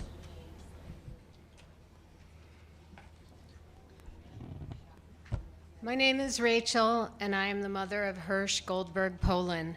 He's my eldest child and my only son. The last time I saw Hirsch was on Friday night, October 6th. We are Americans and Israeli, and we live in Jerusalem with Hirsch and our 2 daughters. We had gone as a family to synagogue and then to dinner at our friend's house, and at 11 p.m., Hirsch took his backpack he had brought with him, kissed me and kissed John, and headed out to meet one of his childhood friends whose name was Honor. And they were going to go to an all-night nature music festival in the south of Israel, ironically called the Festival of Unity and Love. The next morning, I was having a cup of tea when the bomb sirens started to blare in Jerusalem. John had already left for synagogue. I quickly woke my 2 daughters, and we went into our bomb shelter in our apartment. After 10 minutes, we came out, and although normally I don't use my phone on the Jewish Sabbath, because it was an emergency, I turned on my phone to make sure that Hirsch and Honor were okay. That was at 8:20 Saturday morning. Immediately, 2 texts popped up on my screen from 8:11. The first text said, "I love you," and the second said, "I'm sorry." And I immediately knew something horrible was unfolding in my world. We came to find out what happened. When the massacre that ultimately killed close to 300 at that music festival and more than 1,400 people total, when that massacre began, Hirsch, Honor, and 27 others managed to escape to a roadside bomb shelter and hid inside. Hamas militants came to the doorway and began throwing in hand grenades, which all witnesses with whom we have spoken said that Honor managed to pick up 8 of them and throw them back out. But 3 of those hand grenades did get by and detonated inside. Next, Hamas fired into this small concrete room of 29 music lovers, an RPG, and then sprayed the room with machine gun fire. After a couple of moments of the dust settling, Hamas entered. Most of those young people were now dead. Some were alive and wounded and trapped under the dead bodies, so they pretended to be dead. It is from those witnesses that we know that Hirsch and 2 other young men were ordered to stand, and when Hirsch stood up, they all saw that his left arm had been blown off from the elbow. He had somehow managed to put on some sort of tourniquet or bandage and walked out with the other 2 young men. They were loaded onto a Hamas pickup truck and headed toward Gaza. Hirsch's last cell phone signal was found inside of Gaza at 10:25 in the morning on October 7th. And since then, we have been given a video showing Hirsch getting into that truck with a bloody stump where his left arm used to be. And that was 18 days ago. And since then, we know nothing. We have begged the Red Cross from all other international humanitarian aid organizations to find out if the hostages, who are from 33 different countries around the world, who were severely wounded like Hirsch, were they treated? The grandmothers, the babies, or 17-year-old Ruth Perez, who has myotonic dystrophy and was stolen from her wheelchair from the music festival without her feeding tube. But our pleas came to no avail. The Red Cross said they were at the border, but they were denied access into Gaza. So here I live, in a different universe than all of you. You are right there.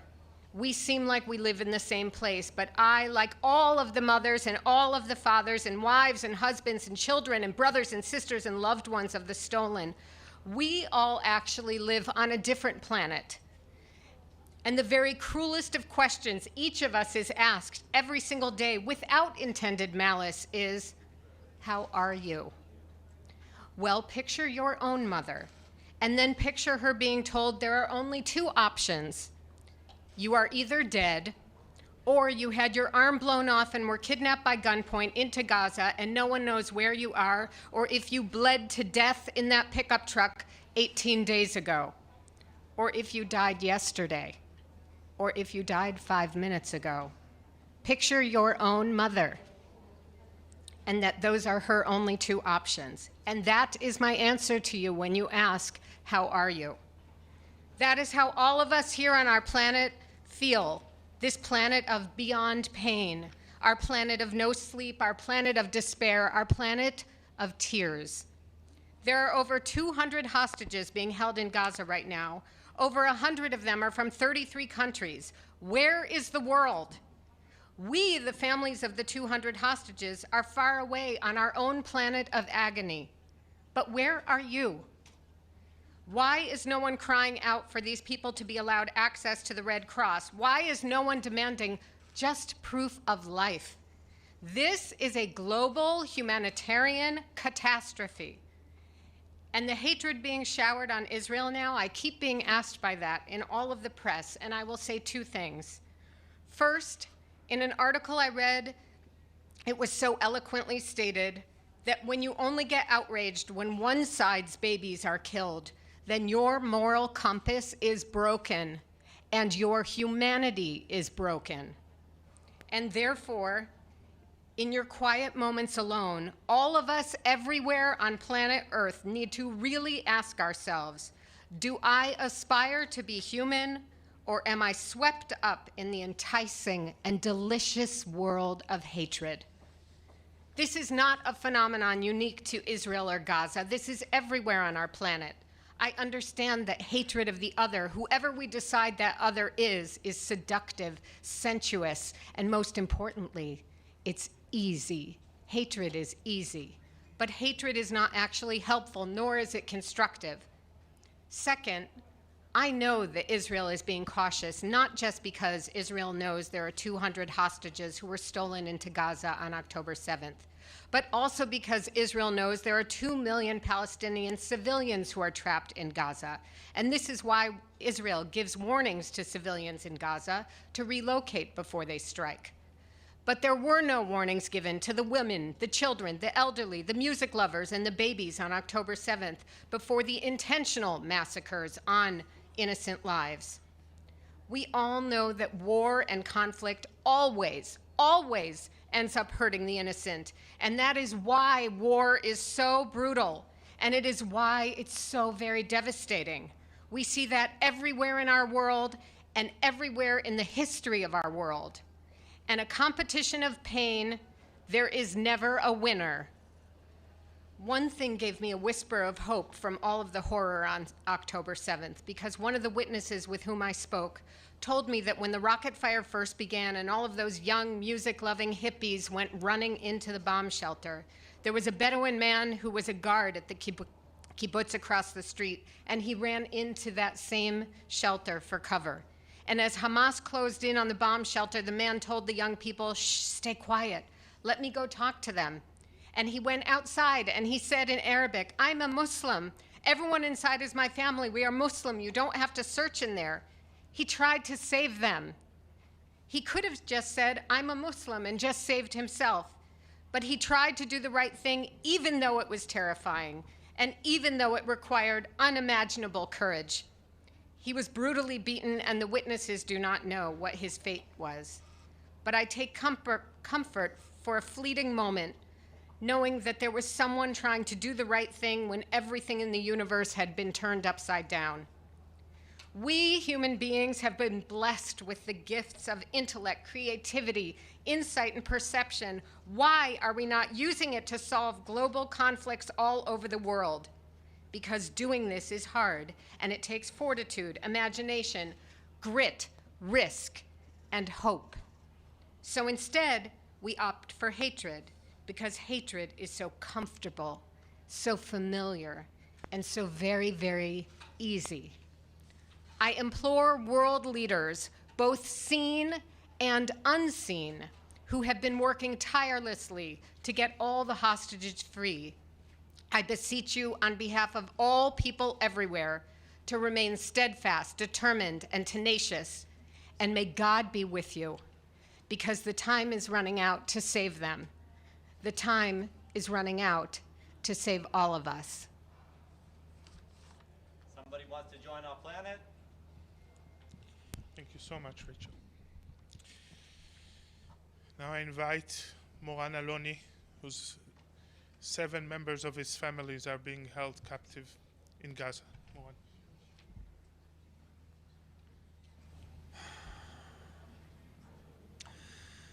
It has been 18 days and 10 hours since I last heard from my sister Sharon, when her last text message was, "Help, we're dying." My sister Sharon, 34 years old, mother to Emma and Yuli and her husband David, were spending their Shabbat along with my older sister Danielle and her beautiful daughter Emilia, 5.5. They joined them for a weekend visit in Nir Oz kibbutz. This family weekend ended with hundreds of terrorists entering their house, brutally pulling them out of their shelter and kidnapping my 7 family members to Gaza. My nieces, Emma and Yuli, are 3 years old. 3 years old. I can barely breathe when imagining more than 30 children held captive by Hamas, surrounded by terrorists not seeing daylight.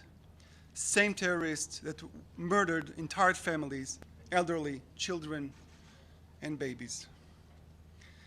Emilia, who's the smartest 5 years old I know, was also getting hungry every 15 minutes, trying to figure out what's going on, scared to death, protected by her mother, my sister Danielle. God, I hope they are together.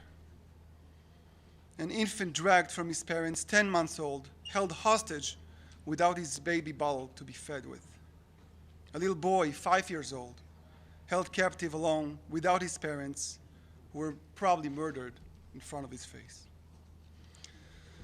The Red Cross never visited hostages, and there is no shred of information regarding their health condition. Medicines that are mandatory for my sister and for other hostages held captive has not been even collected from the families, as Hamas is refusing to allow any treatment. Israel allowed humanitarian aid into Gaza citizens. Why our children are not allowed the same? The argument made is that there is no food in Gaza to feed the children, but the truth is that there are no children left in Nir Oz to be fed. I'm repeatedly being asked whether I believe that they are safe. Imagine that for a second. Waking up in your own house, your fortress, the walls you built to protect you and your family. Now, imagine gunshots. Imagine a group of people storming in with guns, yelling at you in a language you don't understand. Imagine you as a mother. Imagine the fear in your face when these people approach your children, whom you simply cannot protect. Imagine the helplessness. Imagine your kids screaming, confused. Imagine your 10-month-old baby crying, and you can't even get to him. Allow this to sink just for a moment. More than 30 children were taken hostages. Many of them after seeing their parents murdered in front of them. They are all alone there. Do I think they are safe? I believe the people who's holding them belong to the most dangerous organization exist, because Hamas is ISIS. I think they are in great danger. What world allowed this to happen? This is not about Hamas versus Israel. This is not about an army versus another army. This is humanity against evil, nothing less than evil. to the state of Qatar, in Islam, it is forbidden to harm women and children. You must make sure that all women and children are released immediately. All women, children must release now. You say you are a moderate Muslim state. Prove it.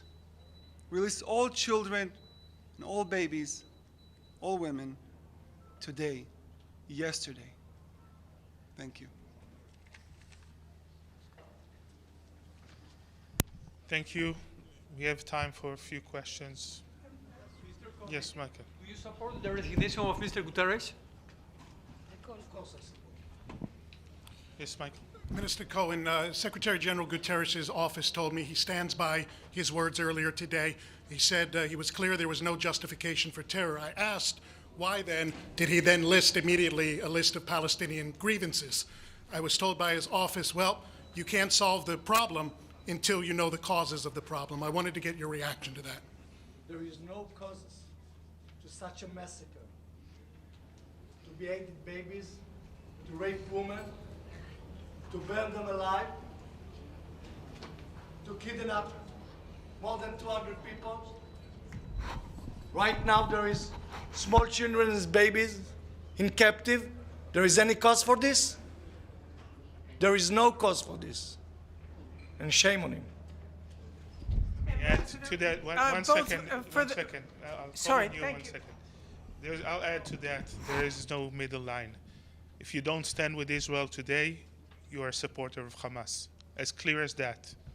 Now you can ask your question. Cohen, Ambassador Dunn, are you satisfied with the kind of negotiations that are going on? I mean, I'd be crazy. Most people would be. How do you find out what's going on with your families? And is there any way to find out with intermediaries such as Qatar? Thank you. The biggest one of the Hamas is Qatar. They have financed them for more than a decade. They give a shelter to the leaders. So it's in their hand. And therefore they should act immediately and release all the hostages immediately, today. It's the responsible of the Emir of Qatar. It's in his hand. And he financed Hamas all day. So now, the minimum that he should do is to work to release all the hostages. Yes, go ahead. Here. Minister, what will be the relations with Israel and the United Nations from now on?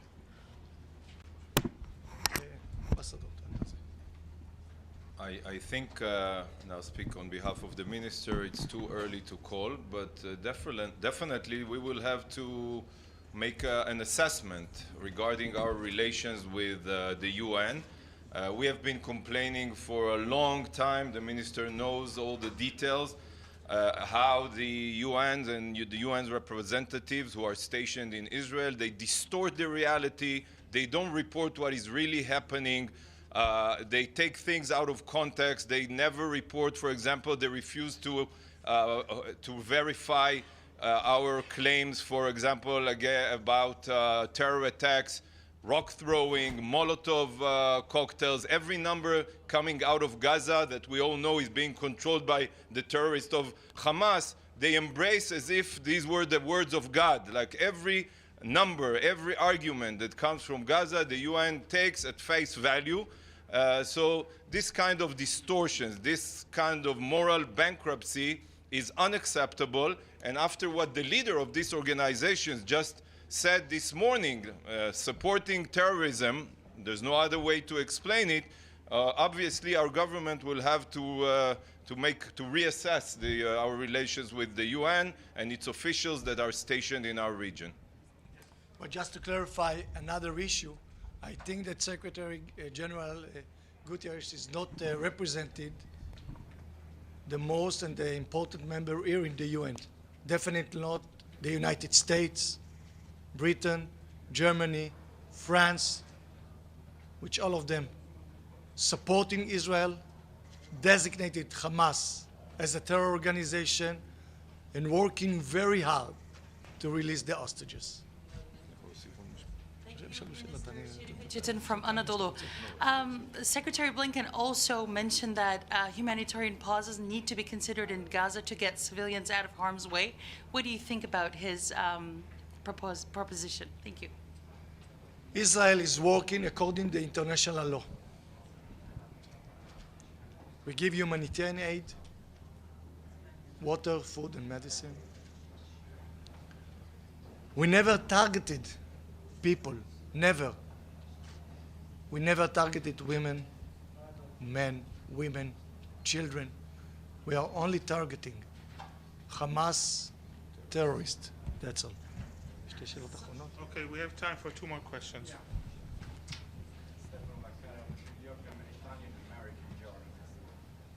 It's about the issue that, with us or against us. We heard this before in the past that didn't work. Can you tell to the opinion of the world, of the public opinion of the world, can you be for the hostage, for the release of the hostage? Can you be for Israel and also don't want Palestinian civilian dead? There are more than 5,000 now. Can you be now, today, in the world like this? You know that we are protecting our people from rockets. Hamas using people to protect their rockets. We actually give notification in advance in order not to harm civilians. This is not our way. This is not our value. But Hamas are the new Nazis. That's it. You see how they glorify their viciousness, their evilness. Therefore, in this case, there is only one side. One last question.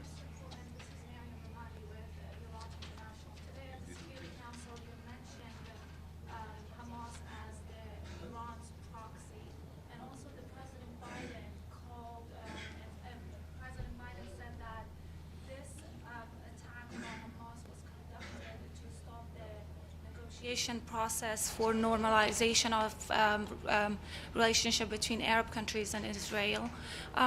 How do you assess the situation right now regarding of the normalization and also the role of Islamic Republic of Iran in this war? Definitely one of the 3 objectives of the terror attack was to harm the peace and normalization process in our region. But I think that it's clearly emphasized that Israel and most of the Muslim and Arab countries in our region face the same threat: Iran and the terror organization. So definitely it will take time, since right now in a war, but I think that they will not able to achieve this goal. Thank you very much. Thank you, everyone. This concludes this takeout. Thank you for coming. Thank you for your time.